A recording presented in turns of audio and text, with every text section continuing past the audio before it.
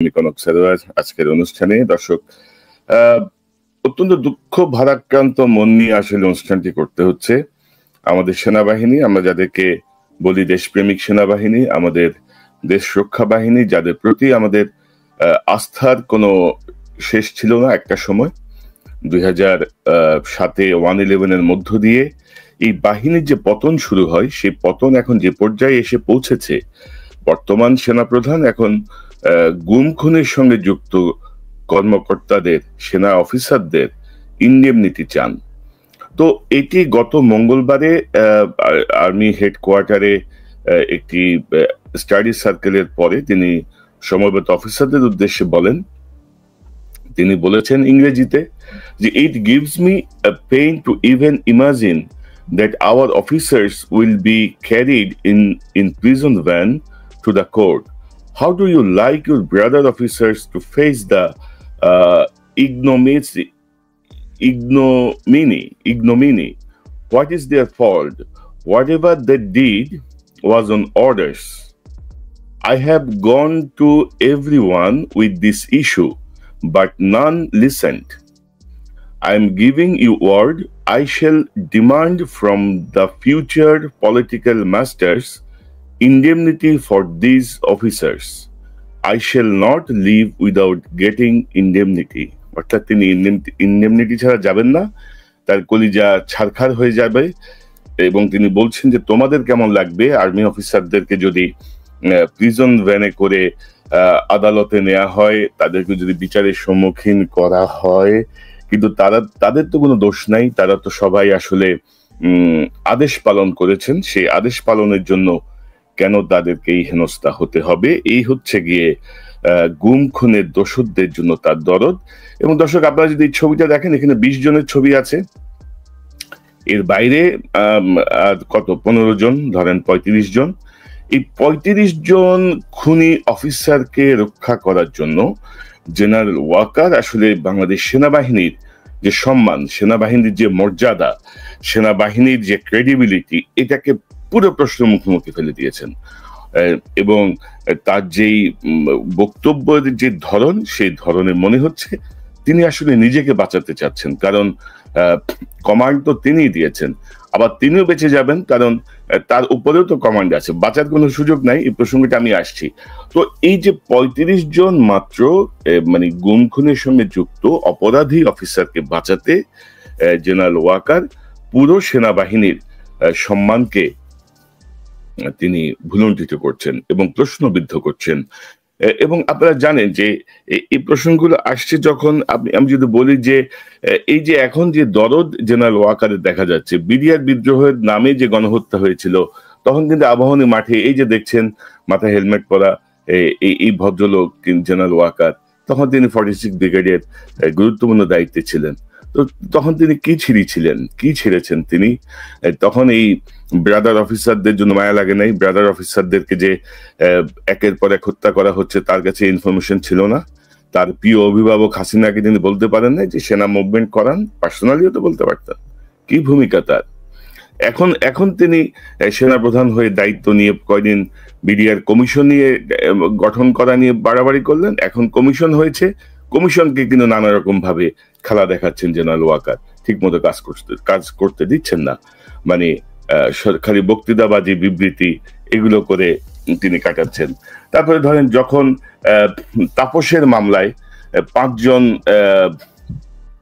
Bright officer, 5 জন bright commando অফিসারকে, আমি যদি খুব সংক্ষেপে তাদের নাম বলি, major Subail, major Rajib, major Helal, major Fuad, major Reza, কি তখন কোথায় ছিল আপনাদের মেজর সুমন, যিনি আমার অনুষ্ঠানের নিয়মিত অতিথি, তাদেরকে বিভিন্ন মামলায়, সুমন সাহেবকে অন্য মামলায় যে বিডিআর এর ঘটনায় কিছু তথ্য প্রমাণ তার কাছে চলে যাওয়ায় তাকে হেনস্থা করা হয়েছে, ডান্ডা বেড়ি পরিয়ে প্রিজন সিলে তুলে পাঠানো হয়েছে। এই যে মেজর সুবাইল, রাজীব, হেলাল, রেজা, ফুয়াদরা 5 বছর জেল খেটেছেন, অকথ্য নির্যাতন চালিয়েছে তারই ব্রাদার অফিসাররা তাদের উপরে। তো তখন কোথায় ছিল? আপনি ছিলেন না সেনাবাহিনীতে? আপনি ইন্তেকালে ছিলেন নাকি এতেকাফে ছিলেন? এতেকাফে ঢুকলে তো বের হয় না মানুষ মসজিদ থেকে। আপনি এতেকাফে ঢুকছিলেন? কোনো খোঁজখবর জানতেন না? এখন আপনার আসছে ব্রাদার অফিসার কপ চাইতে আসছেন আপনি। অর্থাৎ জেনারেল, তারপর আরো আসেন, এই যে বিডিআর হত্যাকাণ্ডের নামে, বিডিআর বিদ্রোহের নামে যে গণহত্যা, যে হত্যাকাণ্ড, এরপরে জেনারেল মঈন গত মানে হাসিনার পরবর্তী 5 বছরে আর কি, প্রথম রেজিমটা 2009 থেকে 14 রেজিমটায় 179 জন অফিসারকে বিভিন্নভাবে হেনস্থা করে চাকরিচ্যুত করেছে, বিভিন্ন অফিসারের জীবন হারাম করে দিয়েছে। তখন কোথায় ছিলেন জেনারেল ওয়াকার? আপনি তো হাসিনার 15 বছরে ঢাকা শহরে আপনার পোস্টিং ছিল, ঢাকার বাইরে একদিনের জন্য আপনাকে পাঠানো হয়নি। আপনি হাসিনার আত্মীয়, হাসিনার মামাতো বোনের জামাই, সেই হিসেবে আপনি সর্বোচ্চ সুবিধা গ্রহণ করেছেন হাসিনার কাছ থেকে। তখন আপনি কোথায় ছিলেন? তখন একবারও মনে হয় নাই যে এই অফিসারগুলোকে কেন চাকরিচ্যুত করা হবে। বিডিআরে যেভাবে আমাদের অফিসারদেরকে হত্যা করা হয়েছে, তারপরে যারা প্রতিবাদ করলো তাদের বিরুদ্ধে কেন এই ব্যবস্থা নেওয়া হবে? কোনো সারা শব্দ নাই। তো এখন আসেন এই যে জুলাই বিপ্লবের সময়কার কয়েকটা বিষয় আপনাদের রিকল করাই দিই। আসলে হয় কি, আমরা সবাই ভুলে যাই, এই 2 দিন আগের ঘটনা 2 দিন পরে ভুলে যাই। এখন জেনারেল ওয়াকারের এসব মিষ্টি মিষ্টি কথায় আমাদের মনে হয় যে বাহ বাহ বাহ, খুব ভালো কথা বলছেন, তো মানে একজন সাচ্চা অফিসারের মতো কথা বলছেন, তো আসলেই তো তারা তো কমান্ডেই ছিল, তাদের কি দোষ? আসেন আমরা জাস্ট কয়েকটা রিক্যাপ দেখি, জাস্ট বিডিআর জুলাইয়ের একটা রিক্যাপ আপনাদের সামনে একটু দেখাই। ধরেন এই ধরনের একটা ঘোষণা, সকলে জানমাল নিরাপত্তা রক্ষায় নিয়োজিত আছি। সর্বসাধারণের অবগতির জন্য জানানো যাচ্ছে যে আমরা বাংলাদেশ সেনাবাহিনী আপনার সকলের জানমাল নিরাপত্তা রক্ষায় নিয়োজিত আছি। অতএব জনগণের জানমালের নিরাপত্তা বিঘ্নকারীদের দেখা মাত্র গুলি করা হবে। বুঝতে পারছেন তো? দেখা মাত্র গুলি করা হবে জনগণের জানমালের নিরাপত্তা বিঘ্নকারীদের। অথচ জুলাই বিপ্লবে কোনো ছবিতে আপনারা দেখাতে পারবেন না ছাত্রদের হাতে কোনো অস্ত্র আছে, ছাত্রদের হাতে কোনো ছুরি আছে। যা কিছু ছুরি, যা কিছু অস্ত্র, সব পুলিশ, সেনাবাহিনী, ছাত্রলীগ, যুবলীগের হাতে ছিল। কারফিউ দিয়ে সেনাবাহিনী প্রহরা দিয়েছে, ছাত্রলীগ, যুবলীগ, পুলিশ মিলে নির্বিচারে গণহত্যা চালিয়েছে এবং সেনাবাহিনীও গণহত্যা চালিয়েছে। আপনারা যদি ফুটেজটা দেখেন, এটা হচ্ছে সবচেয়ে ক্লিয়ার ফুটেজ। আপনি দেখেন যে যুদ্ধের ক্ষেত্রের মতো কিভাবে রাস্তায় শুয়ে ওই পাশে ছাত্র জনতা যে মিছিল স্লোগান দিচ্ছিল, সেই স্লোগানকে তারা কিভাবে গুলি করে মারছে। আপনারা দেখেছেন যে ইমরান ইবনে রৌফ কিভাবে গুলি চালিয়েছে। আপনারা দেখেছেন বিডিআর এর আরো 2 অফিসার কিভাবে গুলি চালিয়ে ছাত্র জনতাকে হত্যা করেছে। তো এগুলোর বিচার হবে না? এভাবে যুদ্ধের মতো করে পজিশন নিয়ে গুলি করার যে ঘটনা আমরা দেখলাম, এটি জবাব কে দেবে? এগুলো বিচার হবে না? এগুলো জবাবের মুখোমুখি হবে না? তারপর আপনি যদি দেখেন যে সেই সময়কার আনসারের ডিজি, আওয়ামী লীগ নেতার ভাই, সে কি বলছে, এবং বিভিন্ন গোয়েন্দা সংস্থা আমাদেরকে যে তথ্য দিয়েছে, এর সাথে বিএনপি এবং জামাতের সন্ত্রাসী গ্রুপ সরাসরি জড়িত।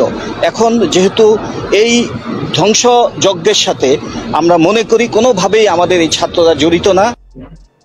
এই যে আনসারের ডিজি এনামুল হক শামীমের ভাই, সে কিন্তু এখনো বহাল তবিয়তে, তাকে জাস্ট সে কিন্তু হাসিনা পালানোর পরেও আনসার বিদ্রোহের চেষ্টা করেছিল, নানা রকমের ঘটনা ঘটানোর চেষ্টা করেছিল। তাকে এখন বোধহয় এনডিসিতে নিয়ে বসিয়ে রাখা হয়েছে। একটা সময় তো ধরেন বিএনপি জামাত মানেই মেরে ফেলা যায়, বিএনপি জামাত মানেই খুন করা যায়, বিএনপি জামাত মানেই টর্চার করা যায়, বিএনপি জামাতের সম্পত্তি মানে দখল করা যায়। তো এগুলো কি বিচার হবে না?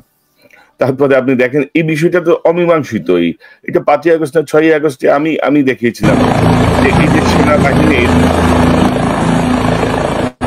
এই যে সেনাবাহিনীর এই যে হেলিকপ্টার, একটি সুউচ্চ ভবন থেকে আপনারা যদি দেখেন যে সেনাবাহিনীর এই হেলিকপ্টারে করে লুঙ্গি পরা বেশ কয়েকজনকে রেস্কিউ করে নিয়ে যাওয়া হয়। লুঙ্গি পরা এরা কারা? তারা ছিল ওইখানে, তাদেরকে এই রেস্কিউটা করতে হলো। আপনি দেখেন ফুটেজটা দেখেন, এই জবাব কিন্তু কেউ চায় নাই।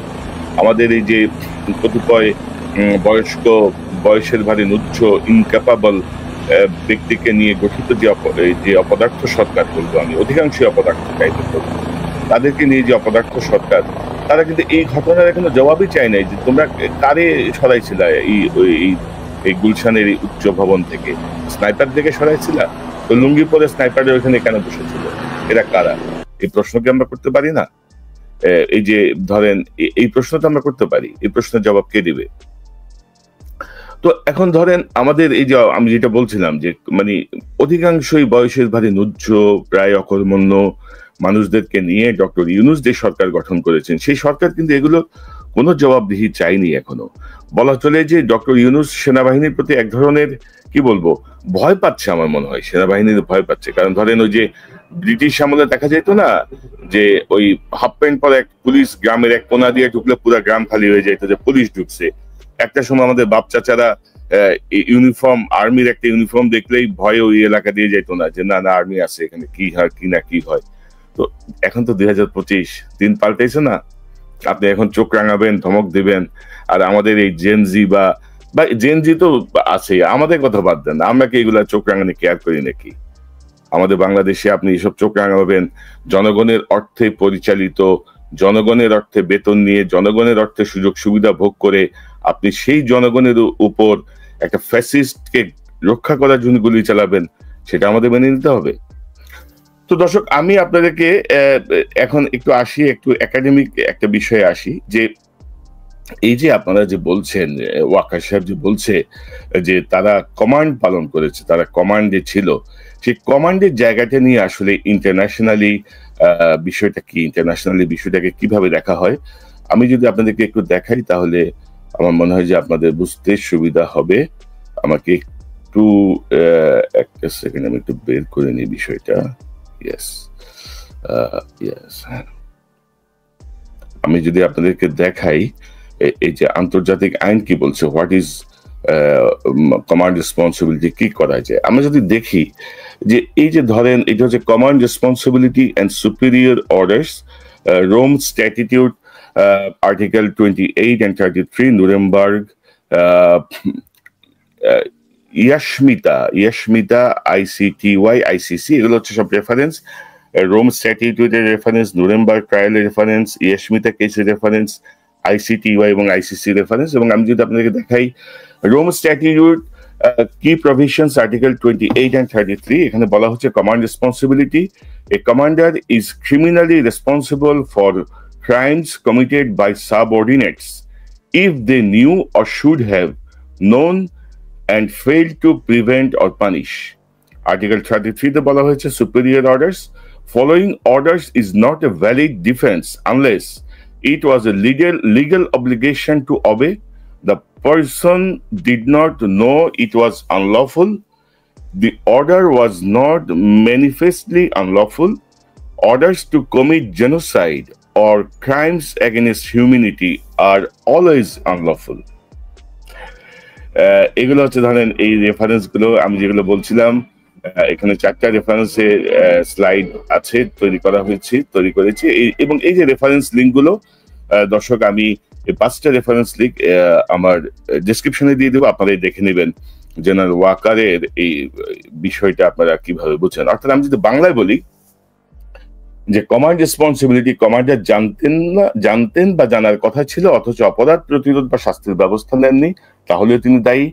আমি আদেশ মেনেছি বলে দায় এড়ানো যায় না যদি আদেশ প্রকাশ্যভাবে অবৈধ হয়, এবং এই নীতিগুলো হচ্ছে আন্তর্জাতিক যে ফৌজদারি আইন, সেই ফৌজদারি আইনের মূল ভিত্তি।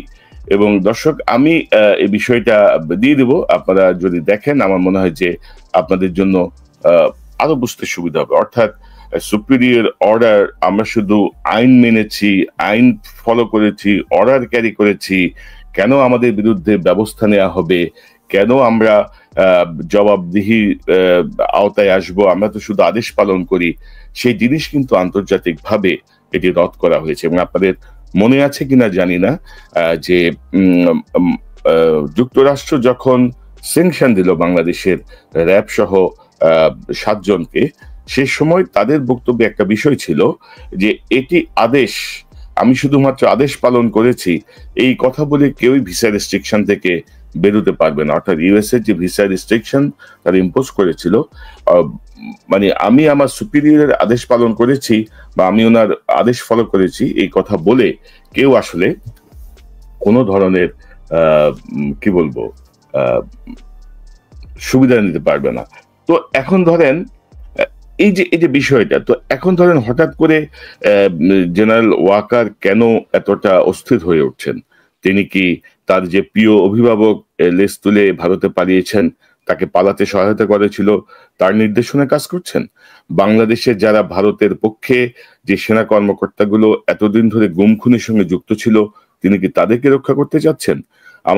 আমি তালিকার যেই ছবি দেখিয়েছি, আমি আরো বিস্তারিত এগুলো নিয়ে কাজ করছি, এবং প্রত্যেকটা অফিসার কোনো না কোনো ভাবে ভারতের সঙ্গে যুক্ত, কোনো না কোনো ভাবে ভারতের দ্বারা আশীর্বাদ পুষ্ট। তিনি অ্যাকচুয়ালি তাদেরকে রক্ষা করার চেষ্টা করছেন। তো এখন ধরেন হাসিনার